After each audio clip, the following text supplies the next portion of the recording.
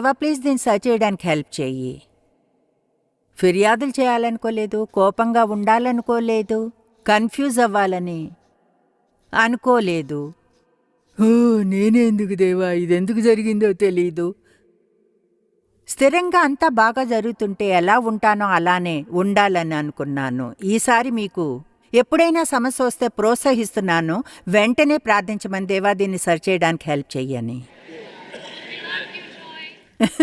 Thank you. దీన్ని సరి చేయడానికి హెల్ప్ చేయి. ఇప్పుడు 2 వారాల తర్వాత ఇంటికి వాకర్తో వచ్చాను. నేను కొంచెం ఎక్కువగా ఆలోచించాను. నేను కొంచెం చూడండి, అసలైతే నిజం ఏమిటంటే నేను సెల్లో మాట్లాడుతున్నాను, అది నా వాకర్ మీద ఉన్నది.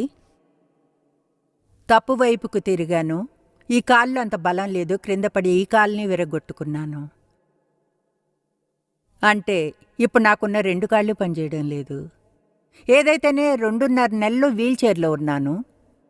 మీ కాళ్ళు 2 పని చేయనంత వరకు వీల్ చైర్లో ఉండి టాయిలెట్ మీదకు వెళ్ళడానికి స్లైడింగ్ బోర్డ్ని యూజ్ చేయనంత వరకు జీవించినట్లే కాదు. ప్రతిదాని మీద నుంచి ఎలా స్లైడ్ అయి తిరిగి రాగలనో తెలుసుకున్నా. ఏదైతేనే అలాంటిది ఫిక్స్ చేశారు. అయితే ఈ కాల్లోని నరాల వలన వీపులోని సమస్యలు ఇంకా ఉన్నాయి కాబట్టి నర్వ్ అబ్లేషన్ చేయాల్సి వచ్చింది. దాని అర్థం వాళ్ళ నరాల చివరిని కాల్చవలసి వచ్చింది. అంటే నా వీపు ఇంకా నొప్పిగా ఉంది. అయితే నా బ్రెయిన్కి అది తెలీదు, అంటే అది మంచిదే. తరువాత